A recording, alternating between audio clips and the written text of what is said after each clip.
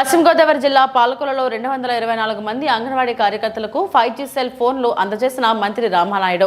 పాలకొల్లు నియోజకవర్గంలో అంగన్వాడీ కార్యకర్తలకు ప్రభుత్వం ఉచితంగా అందజేసిన సెల్ ఫోన్లను కూటమి నాయకులతో కలిసి మంత్రి రామానాయుడు అందజేశారు.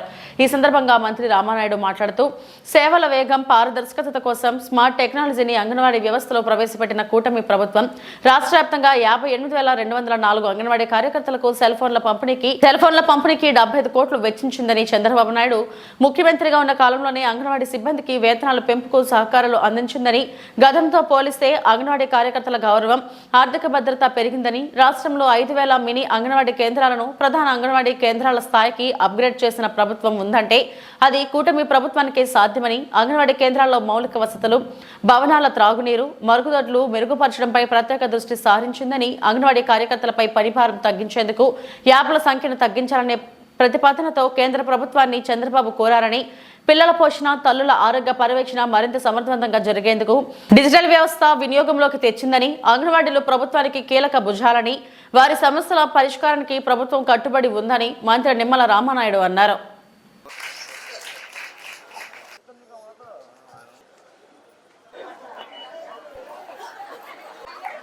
మీ అందరికీ కూడా ఈ సెల్ ఫోన్స్ పంపిణీ సందర్భంగా ఈరోజు ఈ కార్యక్రమంలో మనందరం కూడా భాగస్వాములవడం జరుగుతూ ఉంది.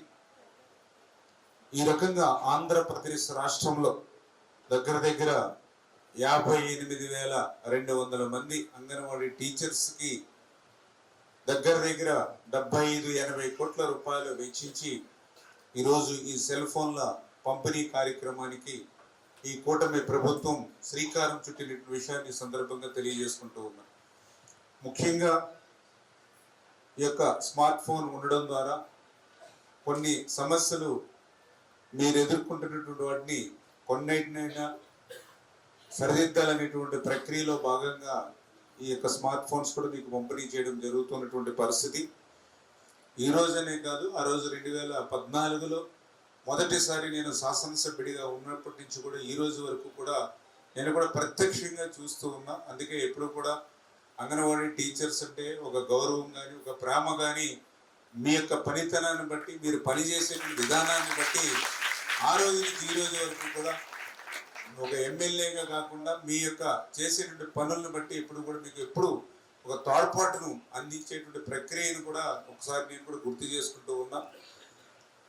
ఆ రకమైన అంగన్వాడీ సెంటర్లు కూడా ఆ రోజు 14-19లో చాలా ప్రాంతాల్లో లేకపోతే కొత్తవి ఆ రోజు కూడా మనం నిర్మాణం చేసి అంగన్వాడీ కేంద్రం నూతనంగా నిర్మాణం చేస్తే మళ్ళీ ఆ నిర్మాణాన్ని కూడా మీ అంగన్వాడీ టీచర్స్ అయితే నేను రిబ్బన్ కట్ చేసి ప్రారంభించేటువంటి పరిస్థితి కూడా ఆ రోజు నా చేతుల మీద నేనే చేసేటువంటి వాడిని.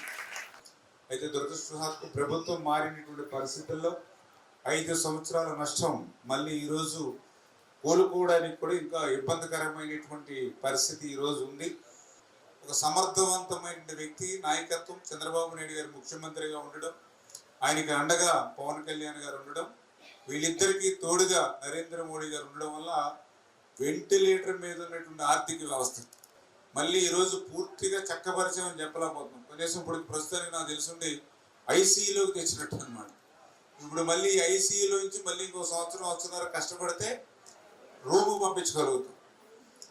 మళ్ళీ ఇంకొక 5 నెలలు 6 నెలలు కష్టపడితే ఆ రూమ్ నుంచి ఇంటికి తీసుకురాగలుగుతాం. అప్పుడు కొంచెం ప్రశాంతం. కాకపోతే అప్పుడు మళ్ళీ మీరు పవర్ మార్చేసారు అనుకోండి, మళ్ళీ వెంటిలేటర్ తగ్గుతారు.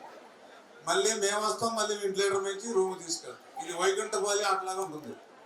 అది పరిస్థితి. ఇంకేత ఇవన్నీ కొంచెం స్టడీ చేసుకుంటూ ఉన్నాం. తప్పనిసరిగా మీదైతే న్యాయమైనటువంటి డిమాండ్ ఆర్థికంగా కుదుటపరచడానికి సాయశక్తుల ప్రయత్నం చేస్తూ ఉన్నాం. 100కి 100% 14-19లో ఏ రకంగా మీకు న్యాయం చేశామో ఆ రకంగానే ఈరోజు కూడా న్యాయం చేయడానికి సాయశక్తుల ఆర్థికంగా కొంచెం బలోపేతం చేసుకుని మీ అందరికి కూడా చేస్తాం. నాకు కూడా అన్ని ప్రతిదీ మీరు ఎదుర్కొనే ప్రతి సమస్య తెలుసు. అదేవిధంగా యాప్లు కూడా ఎక్కువైనాయి, అవి కూడా వర్క్ ఎక్కువ ఉంది.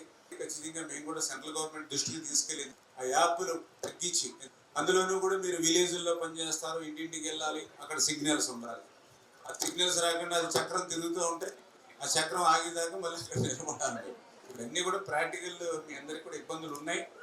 కానీ ఒక ప్రభుత్వం 10-15 సంవత్సరాలు కంటిన్యూ ఉంటే ఖచ్చితంగా ఈ సమస్యలన్నీ లేకుండా మనం చేయగలిగేవాళ్ళం.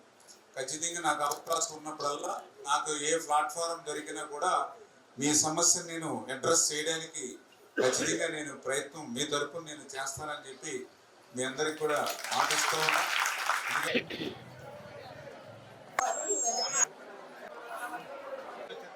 ఉంది అక్కడ